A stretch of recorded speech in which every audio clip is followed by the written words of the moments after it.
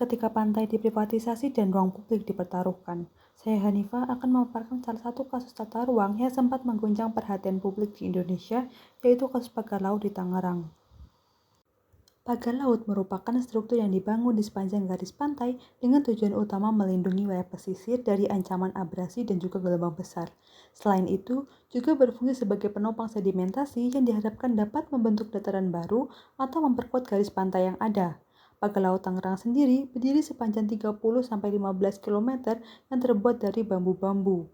Jaraknya sekitar 200-500 meter dari pesisir pantai, berbentuk memanjang dan berkelok-kelok. Pagar laut ini membentang dari Kecamatan Teluk Naga sampai Kronjo, meliputi 16 desa di 6 kecamatan. Pembangunan tersebut menyebabkan kerusakan ekosistem laut, membatasi ruang tangkap nelayan, serta konflik sosial pun ikut terjadi. Ombudsman Republik Indonesia Perwakilan Banten menyampaikan bahwa terdapat indikasi kuat upaya penguasaan lahan dan perairan melalui pengajuan hak atas tanah di PN Kabupaten Tangerang dan pemasangan pagar bambu.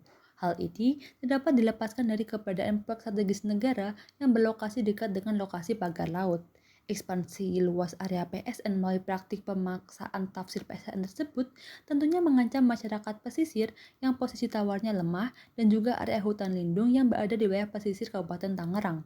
Pemerintah sendiri menemukan 263 sertifikat hak guna bangunan dan 17 sertifikat hak milik di wilayah pagar laut. Dari jumlah itu, 234 sertifikat dimiliki oleh PT Intan Agung Makmur dan 20 bidang atas nama PT Cahaya Intan Sentosa. Totalnya lebih dari 410 hektar.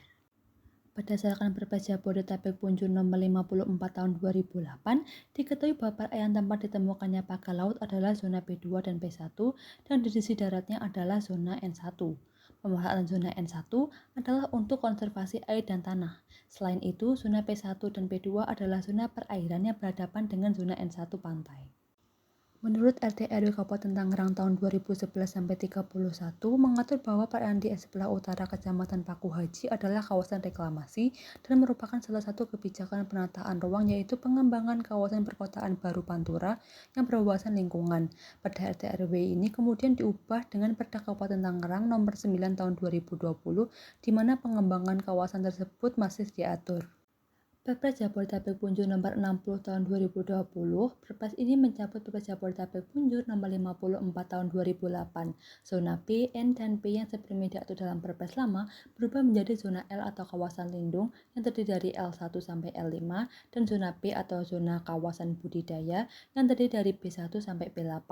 Pada lampiran Perpres ini tidak ada kode tertentu pada bagian perairannya. Sampai saat ini belum dapat ditemukan rancangan Perpres tentang Rencana Zonasi Kawasan Strategis Nasional Jabodetabek Punjur. Yang jelas, sebagaimana ditunjukkan pada timeline penyusunan, reklamasi adalah salah satu topik yang dibahas.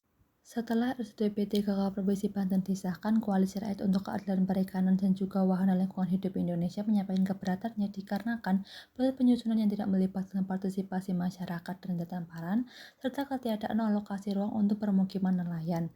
Badan Perencanaan Pembangunan Daerah Kabupaten Tangerang mengklaim bahwa Perda RT RW Provinsi Banten sudah terintegrasi dengan RZWP 3K. Permasalahannya adalah peta pada lampiran Perda RT RW Provinsi Banten menunjukkan perbedaan dengan Perda RT RW Kabupaten Tangerang dan juga pada peta RZWP 3K. Perbedaannya adalah tidak ada area reklamasi di perairan sebelah utara Kabupaten Tangerang dan area tersebut menjadi zona perikanan budidaya. Perbedaannya dengan peta RZWP 3K adalah tidak ada lagi kode P2, P5 dan juga P1 pada bagian perairan yang menempel dengan pantai. Sertifikat kepemilikan tanah hanya dapat dikeluarkan oleh BPN dan tidak bisa diterbitkan di atas laut atau perairan. Hak atas tanah berupa bangunan bisa diterbitkan di wilayah pesisir pantai bukan di atas laut. Garis badan pantai yang boleh disertifikasi dengan minimal jarak 100 meter dari titik surut.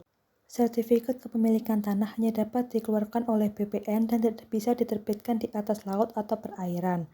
Hak atas tanah berupa bangunan bisa diterbitkan di wilayah pesisir pantai bukan di atas laut. Kebijakan yang dilanggar dalam kasus ini adalah Undang-Undang Penataan Ruang, Undang-Undang Pengelolaan Wilayah Pesisir dan Pulau-Pulau Kecil, Undang-Undang Kelautan, Undang-Undang Pelindungan dan Pengelolaan Lingkungan Hidup, Undang-Undang Pokok Agraria, dan juga putusan Mahkamah Konstitusi. Ombudsman Perwakilan Banten menyampaikan hasil investigasi pakan laut ilegal di Tangerang dan menemukan sejumlah maladministrasi atau pelanggaran oleh penyelenggara negara sehingga merugikan masyarakat, di mana terjadi pengabaian kewajiban hukum dengan tidak menindaklanjuti laporan masyarakat serta kelalaian dalam pengawasan wilayah laut, di mana dugaan kerugian sebesar 24 miliar serta 3.888 orang nelayan terdampak.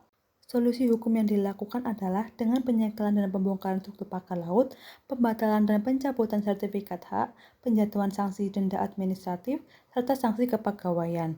Solusi di luar jalur hukum yang efektif untuk menyelesaikan kasus ini adalah dengan menata ulang tata kelola wilayah pesisir secara partisipatif, membuka transparansi penuh pada dokumen perencanaan dan perizinan ruang laut, serta memfasilitasi dialog dan mediasi antar pemerintah, pelaku usaha, dan juga masyarakat nelayan guna memulihkan akses melaut dan juga meredam konflik. Rekomendasi yang dapat dilakukan adalah dengan melakukan inventarisasi lingkungan hidup dan kajian lingkungan hidup strategis, menata ulang perencanaan tata ruang dan juga zonasi pesisir, menjamin transparansi dan juga partisipasi publik, memperketat mekanisme perizinan pemanfaatan ruang laut, memperkuat pengawasan lintas sektor, menegakkan hukum secara tegas dan juga menyeluruh, serta menjamin pemulihan hak dan kerugian masyarakat pesisir. Sebagai penutup, kasus pakan laut di Tangerang menjadi cerminan penting atas tantangan pengelolaan ruang pesisir di Indonesia. Kasus ini menunjukkan bahwa lemahnya pengawasan dan ketidaktegasan dalam penegakan hukum tata ruang dapat berujung pada tergerusnya hak masyarakat atas ruang publik. Oleh karena itu, diperlukan komitmen yang kuat dari pemerintah, aparat penegak hukum, serta partisipasi aktif masyarakat untuk memastikan pemanfaatan ruang pesisir berjalan sesuai dengan peraturan perundang-undangan.